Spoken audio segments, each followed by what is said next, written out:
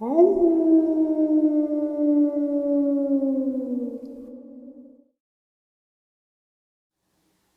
and salutations, everyone. I hope everyone is doing well today. Today I have a very terrifying upload to share with you. Subscribers from hunters, fishermen, just people who love the woods. Before we get into today's upload, a couple links. As you know, I rely on my Patreon, my PayPal, and my merch to help this channel to continue to grow and go. All of those links are in the description below. I also have a second channel for creepypasta, fan fiction, and scary voice acting. Stories that, well, they just don't fit on this channel. Now, if that's anything that you're into, follow that link and give those stories a listen. You may just like what you hear. Now I've taken enough of your time, everyone. Let's get on with today's upload. Shall we? Also, really quick, on October 31st, instead of going trick-or-treating with the kids, well, my kids are too old to go trick-or-treating with, I'm going to be sitting in front of my computer at dogmancams.com. There is 4 cameras strategically placed. 1 in Fort Pierce, Florida. 1 in the swamps of Louisiana. 1 in Kentucky. And 1 50 miles outside of Taylor, Mississippi. All hotspots of Dogman activity. Dogmancams.com. October 31st.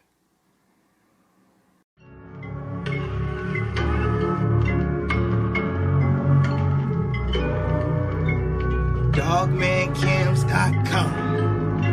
What's lurking in the dark won't keep me calm. I had to see it for myself at dogmancams.com. 24/7 surveillance so it won't bring me harm. Truth is out there, we will find it. Dogmancams.com. What's lurking in the dark won't keep me calm. I had to see it for myself at dogmancams.com. 24/7 surveillance so it won't bring me harm. Truth is out there, we will find it. Dogmancams.com. What's lurking in the dark is fast and mysterious.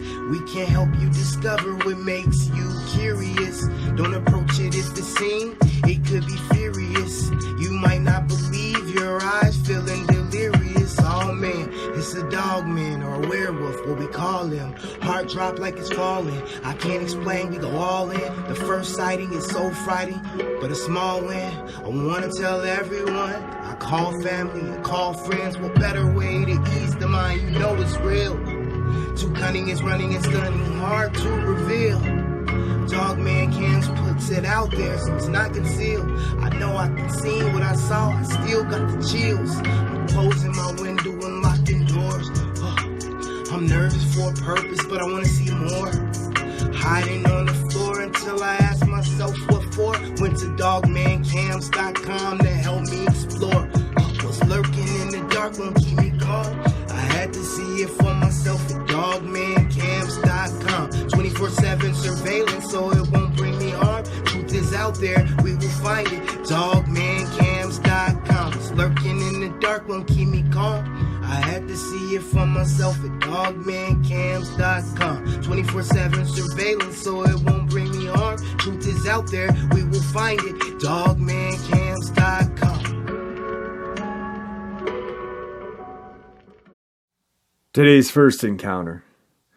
This encounter happened in 1983 in Palestine, Texas. The time of year was summer at dusk. Deep in a piney forest, my 2 cousins and myself were out riding our bikes through the woods in deep down valleys. We topped this one particular valley and decided to rest for a couple of minutes, and all 3 of us looked out across the next valley in front of us. When all 3 froze in, pure amazement at what we saw. Standing on the other side of the next valley at the edge of a drop-off was a being that stood at least 7.5 feet tall, covered from head to toe with brown and red streaks of fur. This Sasquatch looked like he was as amazed to see us as we were he. The 3 of us never took our eyes off the creature, and the Sasquatch never broke eye contact with us as well. After about 30 seconds of staring at each other, something truly amazing happened. It bent at the waist, never losing eye contact, and picked up a hickory nut, and stood straight up and cracked it with his thumb and first finger. We heard the snap. As it placed its right hand cupped under its left, it dropped the shells without looking at what it was doing and stuck the nut pieces in its mouth and chewed them up. It chewed for maybe 10 seconds, then turned to its right and walked away from us, very slowly, and would look over its left shoulder at us repeatedly until it was blended into the thick portion of woods, and then it was gone. My cousins and me just looked at each other and didn't know what to say. We just got on our bikes and pedaled as fast as we could back to their house, which was about 3 miles through the woods. Today's second encounter. I was squirrel hunting out around Pine Island Bayou in the early afternoon. I was walking down a makeshift trail, running beside the bayou. The area was pretty open and you could see everything clearly, no high brush or dense wooded areas either. I was sitting on an old tree that had fallen and was snacking on something and petting my dog that was with me, half lab, half pit. We were sitting there when all of a sudden we heard this splashing noise coming from the bayou, which was probably 50 feet to the side of me. The splashing was probably 200 feet away from me down the trail. My dog snapped to attention, and I had my shotgun pulled and ready for whatever we saw. Up the bank came this large creature walking on 2 legs. It looked right at me and took a step toward me when my dog snarled and started growling and barking as well.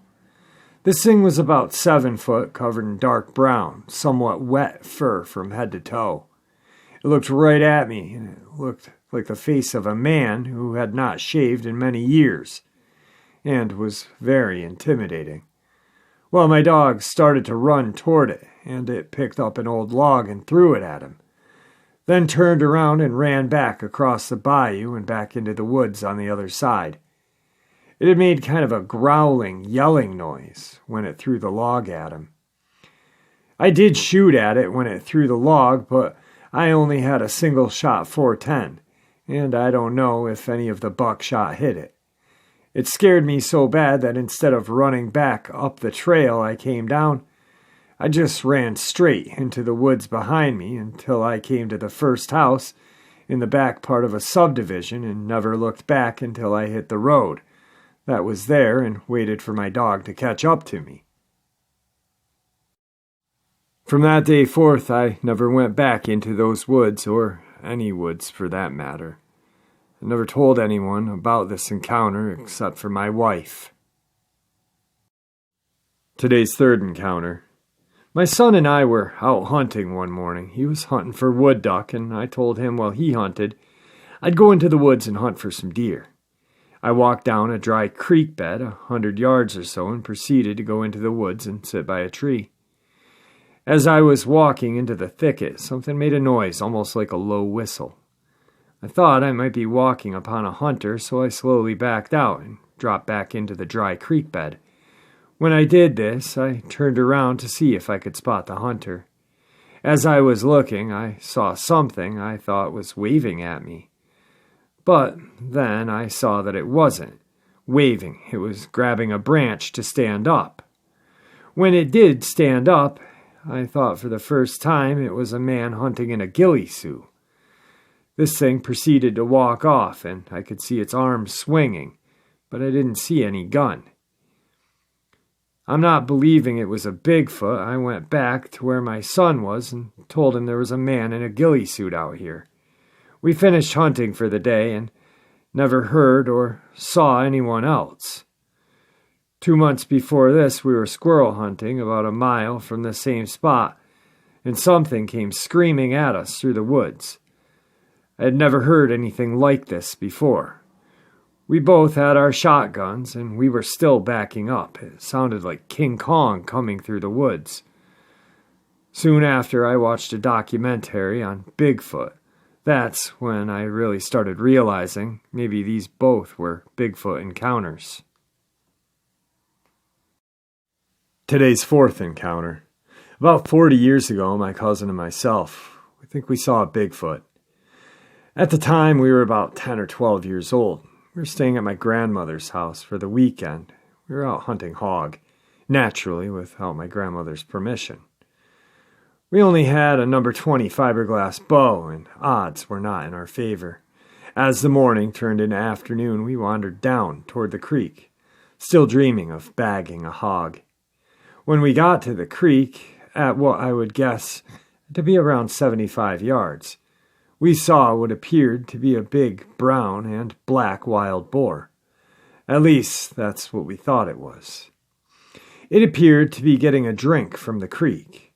This animal was about 3 feet high at the shoulder and on all fours. We stalked within 40 to 50 yards, trying to get within bow range. At that point, we stopped behind a tree to think about what to do next. While we were whispering and trying to make the final decision, this so-called wild boar stood up on its hind legs, turned and looked straight at us. Naturally, we froze and stared back at it. It turned into a staring contest because our legs would not work. It seemed like it had us hypnotized or something. This episode seemed to last forever, but was probably less than a minute. Finally, it turned and started walking away and looking at us over its shoulder. It appeared to have no fear of us whatsoever. As it got to a safer distance, we started walking and finally running toward the house. When we got to the house, my grandmother asked what was wrong, but we were too afraid to tell her, in fear that she would never let us leave the house again, even though we had no intention of ever returning to that particular area again anyway. For a long time, we had the feeling that we had done something wrong by seeing this thing. It's a feeling that's kind of hard to describe, but one I'll never forget. There is no chance that this could have been our imagination because we had never even heard of Bigfoot at the time. What we saw was no man in a suit because it was much too large and muscular to be a man. Also, it walked like no man could. I've spent most of my life around that thicket, and this was no animal native to the area, or at least it was one that I had never seen before or since. I don't know if I could describe this thing as an animal. It almost appeared to be as much human as animal. The thing that we saw was well in excess of 7 feet tall, and at least half as wide at its shoulders. The hair was brown and black and probably 4 inches long and covered its entire body. The arms almost hung to its knees, and the stride was extremely long. Even though the stride was long, it walked so graceful that it seemed to almost glide along. It was a stride that no man could duplicate. Today's fifth encounter. I had climbed out of my deer stand about 9:30 in the morning because we had to look for a deer my cousin had shot late the evening before that we couldn't find because of the thick brush and darkness. Well, I cut through the brush, down across the creek, and got about 200 to 300 yards from my cousin's stand when I heard my uncle yell something out at me. I couldn't hear what he said, so I yelled back for him to keep talking so I could get his direction. I got about 100 yards from him. I couldn't see him, yet I could hear him. He said, "There's a gorilla over there in the tree looking at me." I told him he was crazy. He said, "There really is, come look." So when I got to him, he said it again. I asked him what was he drinking in his stand. He said, "No, come around here and take a look." So we walked from down below my cousin's stand around to the side of an old oak patch. I looked up in the tree, and he showed me with his binoculars. I saw something, but I couldn't tell what it was because my binoculars are small, and one side is kind of messed up. So I used my rifle scope. At about 100 and 150 yards away, I had my crosshairs right on its chest. It had orange, red, brown hair all over its body except around its eyes and mouth area. It stood straight up in the fork of a tree with its arms down to its side. It didn't look like a gorilla. It was about 6 feet tall, but it was hard to tell for sure at that distance. I told my uncle, let's walk over there and see what it does. So we got about 75 yards from it, and I looked down and then back up, and it was gone. We walked by the tree that it was in, and the only tracks I found was where something had landed really heavy on its heels and seemed to walk heavy in its heels. The smell was the worst I'd ever smelled. We looked down through the woods to the line of oak trees and saw 2 figures in the trees about 300 yards moving around. Oh, I forgot to tell you, my uncle said that there was what seemed like a female on the branch over the male, but when I got there, it was gone. We watched them for about 20 minutes, and then went back down to get the deer, which I did find on the way up to the creek. We kept an eye out for whatever it was, and the male did come back to the tree, and then left as we were pulling the deer up the road. My uncle only noticed it because it stretched its arms out, and he said they were very long. Everybody thinks we're crazy, but I don't care. I know we saw something I've never seen in a zoo or the woods before. Maybe next time I'll have some pics on my spy cam. Today's 6th encounter. My coonhound started barking in the barn, where I hid each hound in separate horse stalls. My one coonhound never barked while on his chain or in a pen, only while he was hunting. That's what got my attention, is when he started barking. The barn is about 30 yards behind the house. Me and my friend of mine both looked at each other when the barking started. Hounds, as you may know, have a different kind of bark when they smell something that spooks them. We call this booger bark. I've encountered this one time before down in Red River Bottoms, where I coon hunt. Anyway, we got up and looked out the back porch window. Chris' little cow dog is looking and barking at the small barn just north of the big barn where the hounds were. We looked toward where she was barking, and there is where we saw an upright creature, black in color, standing behind the little barn, as if hiding from the hounds. The creature was slightly humped over, but we judged it as still about 7 feet tall. We grabbed my coon light, which had a spotlight, and shined it on the creature. The creature turned to glance at us. I'll never forget those eyes. They were copper-clad, almost golden color. The creature then retreated back off toward a thin strip of woods behind the barns. We grabbed a shotgun without thinking, and we went out to the little barn. There were several tramped-down places where it was standing, and a bush near the barn where the creature was standing behind had broken leaves on the ground. No hair, no footprints. We should have immediately sealed off the area and searched real good for hair, but we didn't. I think this is a problem when Bigfoot is sighted. People get so excited, like we were, they don't think clearly, just to find some evidence. People want to get another sighting or spot it again. I believe I have also ran into the same creature or something similar before while coon hunting Red River Bottoms, but never got a visual sighting of it. We just smelled it and was tracked out by the animal as we were coon hunting. Today's 7th encounter. It was April of 1983, and we were crawfishing and camping, I think on Bayou Sorrel, in or near Atchafalaya Basin. The reason why I say I think we were on Bayou Sorrel is because we took the Whiskey Bay exit off of the Atchafalaya Bridge, but then we had to travel about 20 miles on a dirt road levee to get where we were going to camp. On a camping trip were my now ex-husband, my dad, my brother-in-law, my sister, my uncle, and me. A friend of my uncle's told him about a lake that was about an hour's boat ride away from where we were camped that had a lot of big blue catfish. We had a couple of aluminum boats for crawfishing, and my ex-husband brought his new bass boat along just so we could do some sightseeing. The reason why I mention this is if anyone is familiar with the area, I don't want them to think we're a bunch of know-nothings bringing our fancy glitter bass boat down to go crawfishing. We knew better, but it was a new boat and we just wanted to try it out. Back to the issue. My ex-husband, my dad, my brother-in-law, and I took off this great fishing spot down what looks like a canal, but it is really an opening in the middle of a bunch of woods.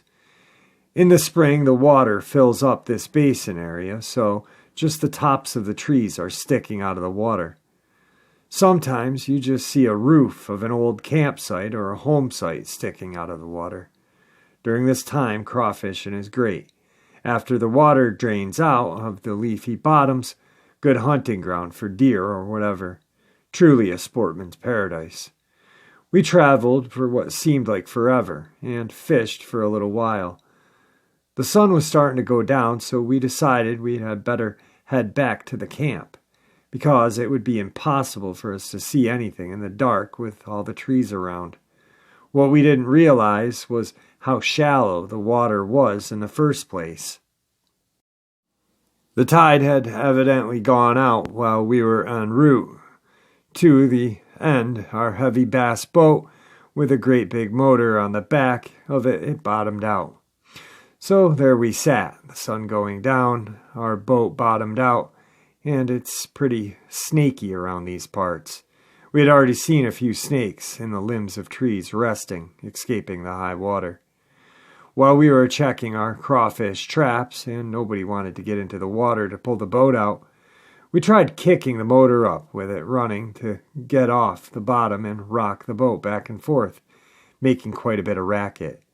We turned the motor off, and while we were discussing our dilemma, we heard something moving through the water like it was walking toward us. We stopped talking, listening, and it stopped moving. We wondered what it could be. Maybe deer, maybe bear.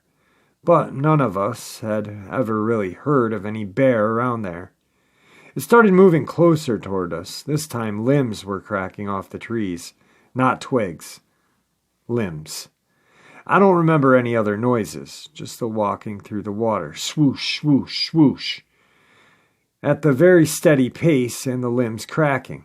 I had my .380 Bursa pistol next to me, which my ex-husband promptly took from me. And I have to say I was quite relieved of the responsibility. We were all pretty nervous, and nobody moved or said anything. My husband told whatever it was that he had a gun.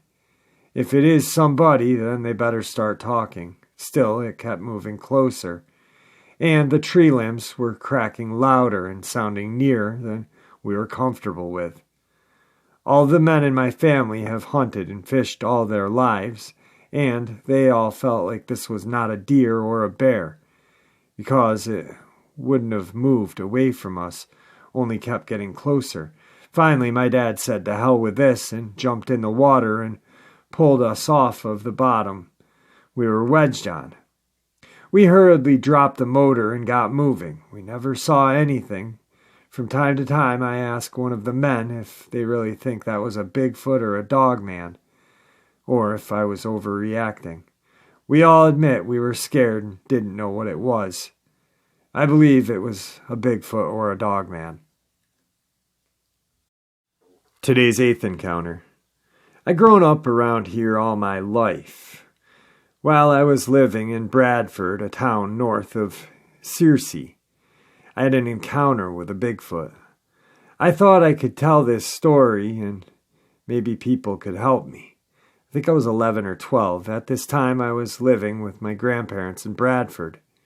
When I say in Bradford, that simply means we had a Bradford zip code. We had a farm about 6 miles west of 87, lots of pasture land and wood to nearly every direction, close to some hilly areas. It happened around 9:30 in the morning one summer. I woke up, just lying in bed. I could hear my grandmother and my mom talking in the dining room. I got a feeling somebody was watching me, so I turned to look out the window. And there he or she or it was looking at me. It was very tall, very slim and muscular built, reddish brown hair. It was very peaceful. I never felt scared or threatened by what I was seeing. As this creature stared at me, I simply stared back. My curiosity was getting the better of me. I wanted to look at it more. As I tried to get out of bed gently, I put my floor down on the rug that lay atop of a wooden floor. I lost my footing and fell to my knees. The creature stared at me and seemed to have a look of confusion. We just looked at each other. Still, I didn't feel scared. Being that I was so intrigued by this creature, I wanted to see it, or touch it, or something. When I tried to make a move toward the door, just as my shoulder turned, the creature went running off toward the west. I took off running through the house toward the kitchen and out to the back porch so I could try to see it. I saw the creature running away towards the neighbor's barn. As I watched it run, I noticed how odd it ran in comparison to a human. It ran with its hands flat, palms back, very long strides. One thing that I did not notice until many years later, the window the creature was looking at was very high. I'm 6'5", and I can only look through the bottom pane, and it was looking through the top. This is something that has been on my mind for years. I've done some research on Bigfoot and other cryptids. It has me asking more questions.